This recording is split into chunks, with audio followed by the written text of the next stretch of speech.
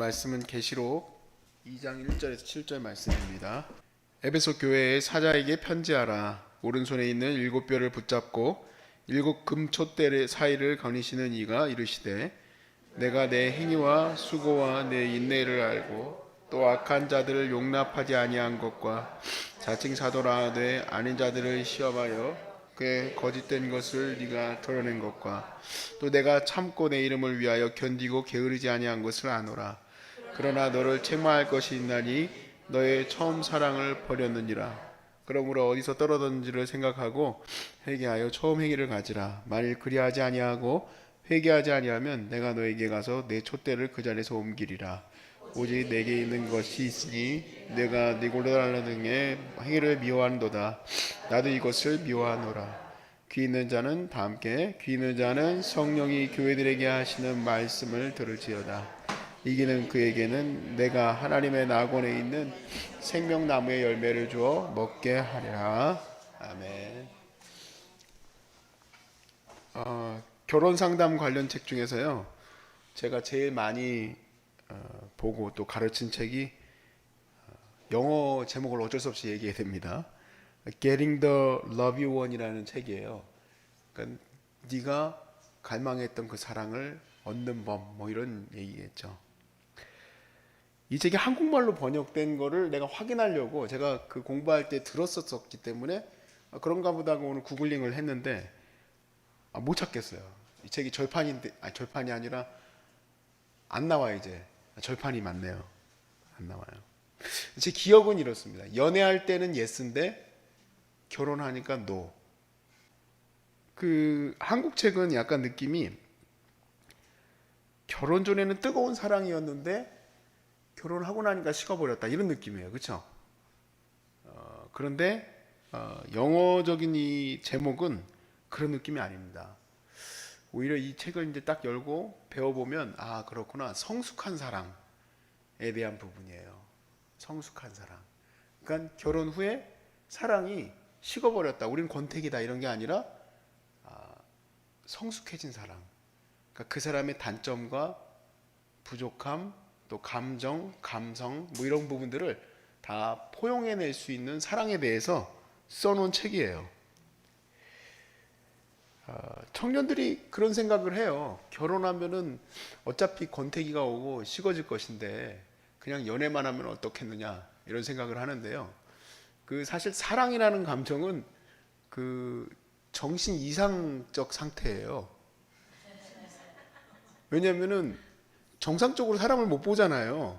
결혼하고 나면 다 아시죠? 결혼 못 해본 사람만 몰라요, 이게 무슨 말인지. 정신이 나간 거예요. 웃자고 얘기 드린 게 아니고 진짜 정신 이상적 상태예요. 시간이 가는 줄도 모르고 돈이 얼마가 나갔는지도 모르고, 이게 이상한 거죠. 돈이 막 100만 원이 없어졌는데 연애하다가. 그게 정상적이라면 그게 쓰겠습니까? 그러니까 너무 정신이 맑은 사람이 결혼하기 힘들어. 너무 막 현실적이고 이러면 좀 힘들어. 약간 정신이 나가야 돼.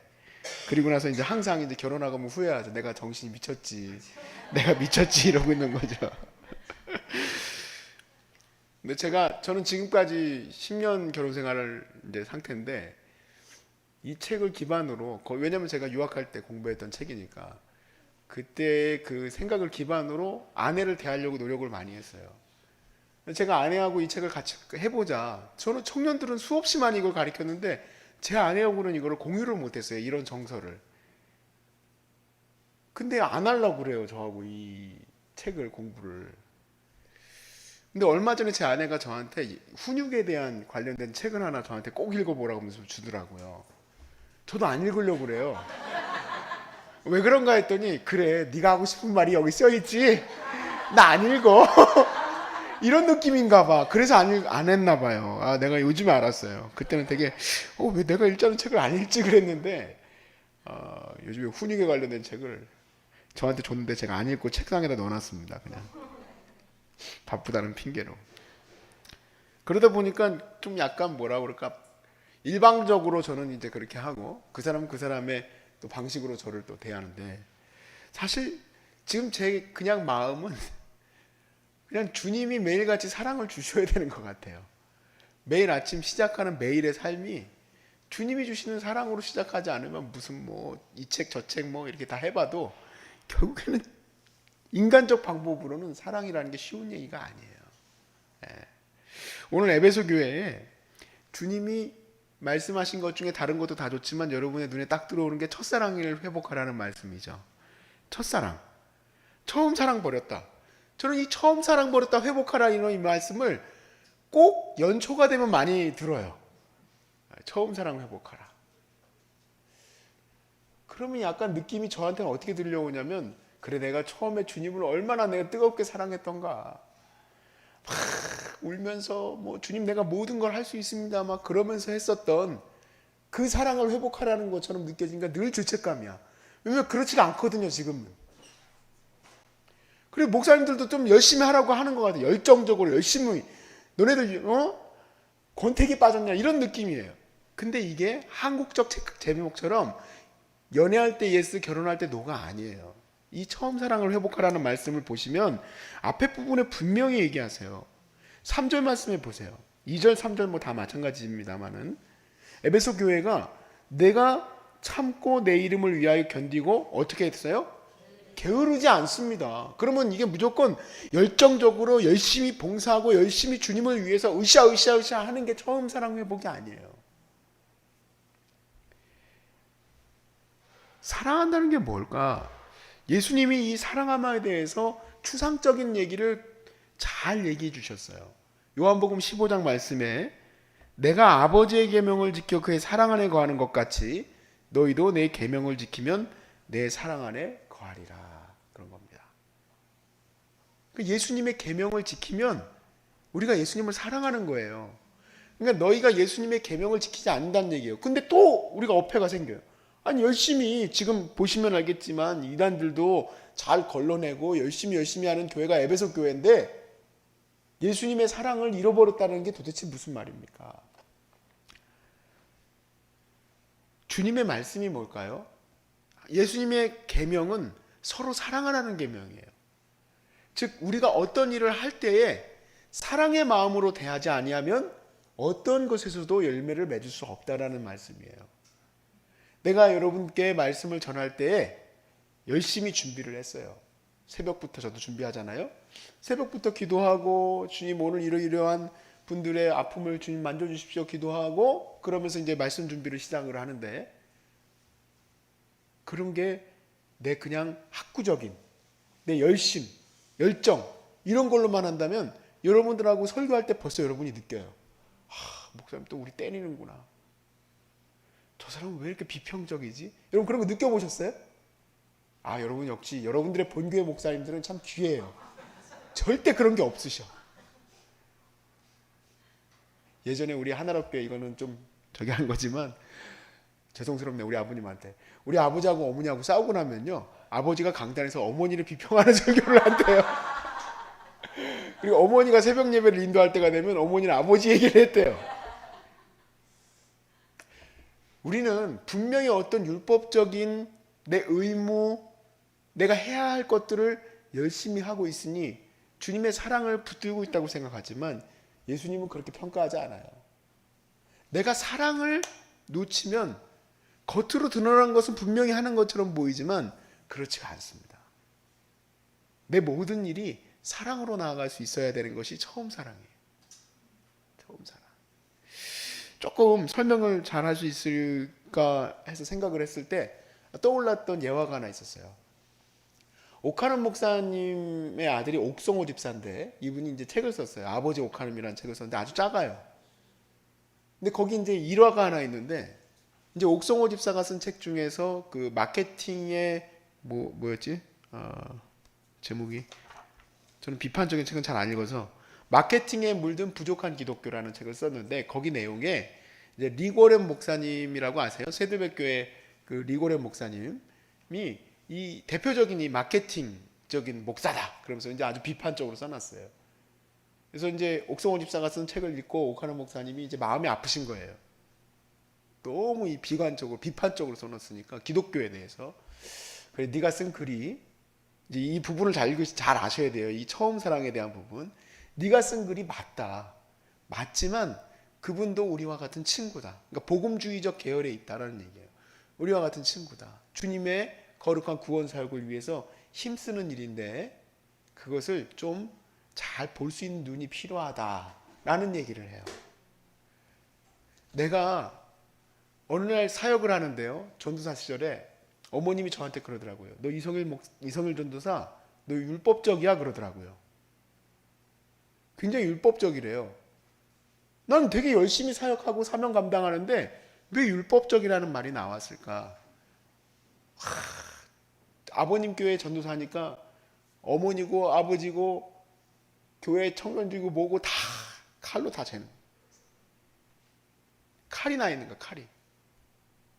사랑이 없이는 주의 은혜가 흐를 수가 없죠.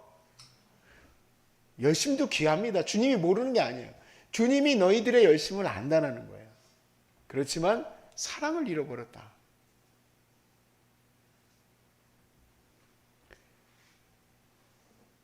내가 남들을 품어줄 수 있는 거. 그러니까 그 밸런스가 필요한 것 같아요.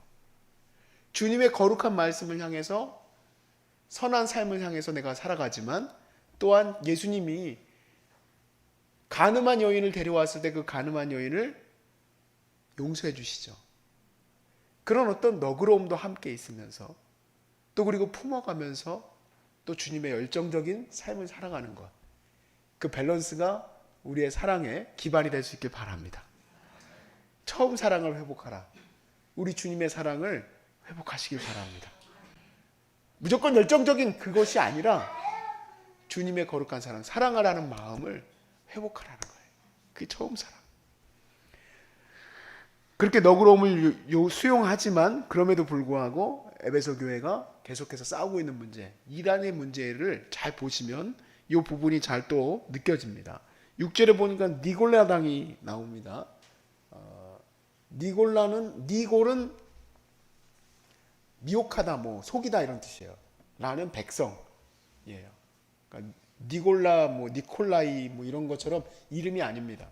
백성을 미혹하는 당이에요. 이게 그 히브리 말로 바뀌면 발람이에요. 발람. 나중에 또 나옵니다. 나중에 다른 교회 이제 설명할 때 발람이라는 단어와 니골라당이라는 단어를 섞어서 써요. 어찌됐든 이단이에요. 이단. 우리말로 바꾸면 이단. 니골라당의 행위를 미워한다고 나오는데 이 니골라당은 오늘날로 보면 구원파하고 비슷하다 보시면 돼요. 그러니까 구원 얻었다고 생각이 들면 그 다음부터는 죄 짓는 게 전혀 문제가 안 된다는 거죠. 뭐 이 사람들의 이제 그 이야기는 헬라 철학을 기반을 두고 있기 때문에 육이 죄를 짓는 거니까 육은 십자가에 못 박혀 죽었으니까 이제 너희들은 그 문제로 인해서 구원 못 받는 게 아니니까 니들 마음대로 살아도 된다. 이게 니골라당이에요. 엄청 많이 구원파에 또 빠졌었죠. 네. 소위 말해서 주님을 향한 거룩한 삶이 필요 없다는 얘기죠. 그게 아니지 않습니까?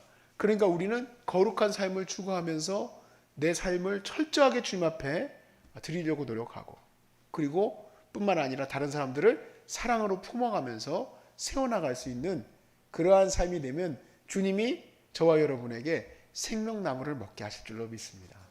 오늘 에베소 교회에 너희가 이것을 잘 이겨내면 생명나무를 너희가 먹게 하리라. 얼마나 귀한 말씀인지 몰라요. 왜냐하면 제 안에서 오늘 새벽에 그런 마음이 생각이 들었어요. 그래, 내가 다시 주님의 사랑 안에 내가 거하고 있는가? 그냥 쳇바퀴 돌아가는 사역 속에만 있는 건 아닌가? 바로 그 사랑이 안고 아닙니까? 안고. 기독교인의 진짜 참맛이 나는 데가 거기 그 사랑이에요. 그걸 잃어버리면 주님이 기뻐하시지 않으시죠. 주님이 절대 기뻐하지 않으세요. 여러분들의 삶 속에 사랑이 회복되시길 바랍니다. 사랑이 회복되면 그거보다 만난 그리스도인이 없어요.